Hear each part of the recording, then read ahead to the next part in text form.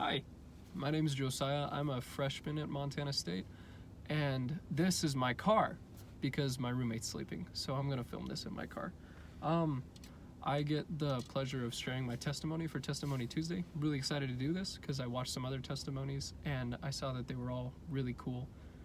Another thing that I saw is that it seems like we all have a really similar testimony, or at least most of us have a really similar testimony in that we grow up Christian, we try to pursue God, and then at some point we decide that we're going to try to do life our own way, and then eventually we figure out that that doesn't work, you know? So, and I just wanted to talk a little bit about my experience with that and how it was, well, really just what I learned from that, you know? But yeah, grew up going to church every Sunday with my parents and my brother. Grew up trying to pursue God, you know, however that looks to a 9-year-old. You know, it's like, be nice to your parents, go to church, you know, you're a Christian, and that works for a 9-year-old, but then eventually, like, you're not 9 anymore. And I think eventually I started to really doubt some of the ideas that were in the Bible, you know.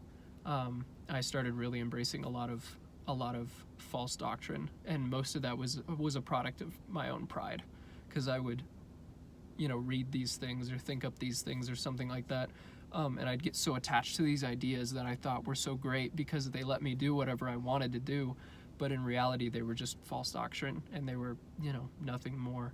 So, and I think that's really why I decided to try to do my own thing, like a lot of us do, was because of pride. Was because I wanted to prove that I could do it my own way and that it would turn out okay, you know, that I didn't need to follow some really old book that told me that I couldn't do a lot of stuff, or that I should do a lot of stuff, and, you know, there was a lot of stuff that I wanted to do or that I didn't want to do, and so it just didn't work out. But yeah, so, but I think that's where I really that's where I discovered that if you want a really quick path to feeling, you know, miserable and guilty and unfulfilled, then you can try to do life your own way, and that's a really good way to do it, you know. That's a really good way to feel miserable and guilty and unfulfilled and like you're a failure and like nothing's going right, because if you're not doing it God's way, then really it's not going right. I think that's what I figured out in a really short, you know, amount of time, only like a few years of doing that. I was like, wow, I suck.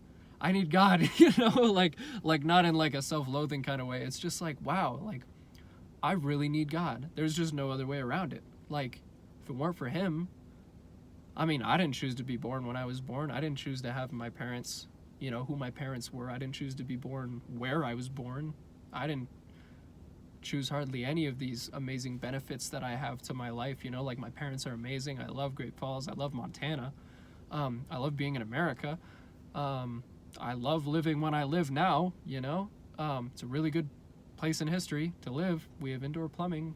That's kind of new to some people. But anyway, and I didn't do any of that, you know. That was all God. All those blessings, those were all God, you know. And so for me to decide that I could do it my own way was just really prideful, and it was really arrogant. So I think that's mainly what God's still doing in me, you know, because obviously that's a process, you know. It's a lifestyle to try and not be prideful and not be arrogant. So that's something that God's still doing in me, is working on my pride and my arrogance. And so yeah, but that's really, I think, the heart of my testimony is, you know, don't be arrogant. Don't be prideful. It's not worth it. God knows more than you do. He's a pretty big, you know.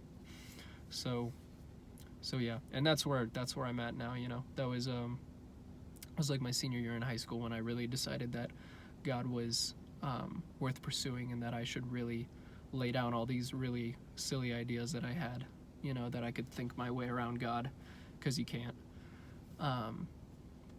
Yeah, and it was so relieving when I did that, you know, because all of a sudden it wasn't on me to be perfect, because that was really my goal. That was the only way I would have been happy, is if I was perfect, and that's just impossible.